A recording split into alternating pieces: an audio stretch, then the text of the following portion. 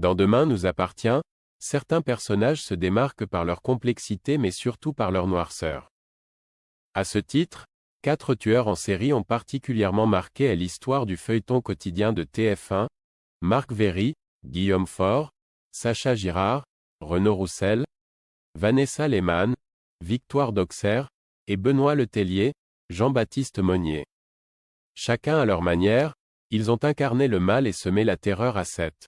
Malgré l'atrocité de leurs actes, ces personnages diaboliques ont su captiver et tenir en haleine les téléspectateurs par leur psychologie complexe, les drames qu'ils ont provoqués, les mystères et le suspense qu'ils ont tissés mais aussi grâce au formidable travail des comédiens qui les ont incarnés à l'écran.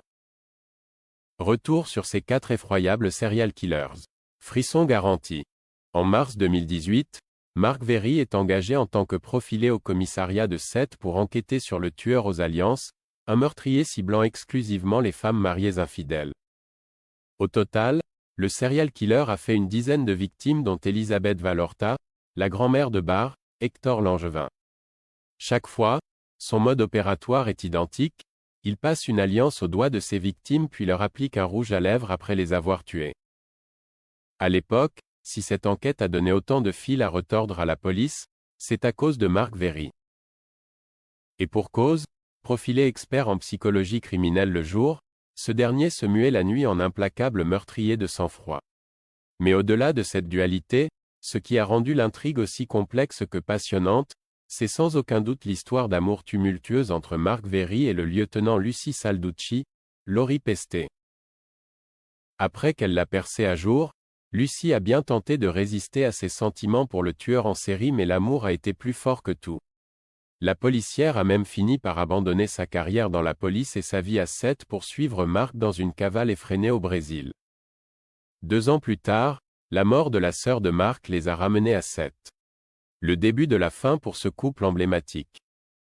En effet, Marc est tombé gravement malade et la police s'est rapidement mise à leur trousse. Pris au piège et encerclés dans une petite chapelle abandonnée, Marc et Lucie avaient eu le temps de se marier avant de prendre la fuite et de terminer leur course sur le haut d'une falaise. S'étant juré un amour éternel et refusant de finir leur jour en prison, les 2 criminels s'étaient alors embrassés une dernière fois avant de se jeter à la mer. Une chute mortelle qui aura coûté la vie à Marc Véry. En revanche, le corps de Lucie n'ayant jamais été retrouvé, il reste encore un petit espoir pour que la jeune femme ait survécu. Premier tueur en série de l'histoire de Demain nous appartient, Marc Véry a sans aucun conteste marqué l'histoire du programme à tout jamais. C'est en septembre 2020 que Sacha Girard fait son arrivée à Sète. Veuf depuis 1 an, ce coach sportif qui élève seul ses enfants Ben et Solène, est alors rapidement tombé amoureux de Clémentine, Linda Hardy. Cependant, cette belle histoire d'amour s'est très vite transformée en un sinistre fait divers. Il faut dire que sous ses airs de gendre idéal, Sacha s'est révélé menteur, calculateur et manipulateur. La raison, ce dernier mène une double vie depuis de nombreuses années. En effet, Sacha avait une 2e famille avec Juliette Couturier, sa seconde compagne, et leurs 2 enfants, Gaspard et Océane. Un secret que Clémentine a finalement découvert et qui lui a coûté la vie. Pour l'empêcher de parler, Sacha l'avait alors étranglé avant de se débarrasser de son corps dans un tonneau perdu au fin fond d'un entrepôt. Mais Sacha ne s'est pas arrêté là. Pris d'une folie meurtrière, il a par la suite assassiné Vinciane Allard, sa maîtresse, ainsi que Julie Laval, un témoin gênant. Sentant l'étau se resserrer, Sacha n'a reculé devant rien et a prouvé qu'il était capable de tout mais surtout du pire. Il avait ainsi prévu de tuer sa compagne et ses 4 enfants. Un plan mûrement réfléchi puisqu'il avait même creusé leur tombe dans son jardin.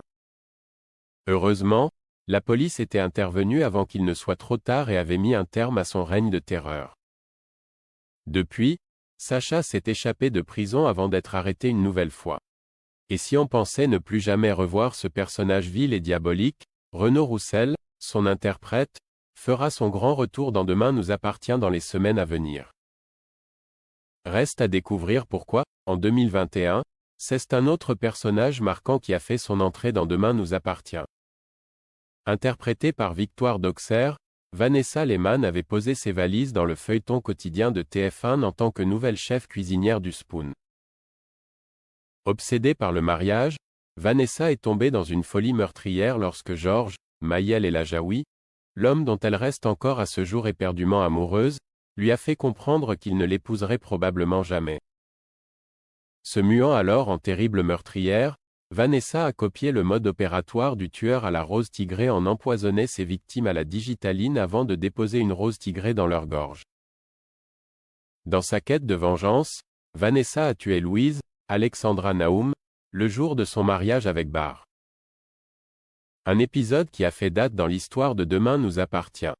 Après des jours de traque, George et ses collègues l'ont arrêté mais l'histoire de Vanessa était loin d'être terminée.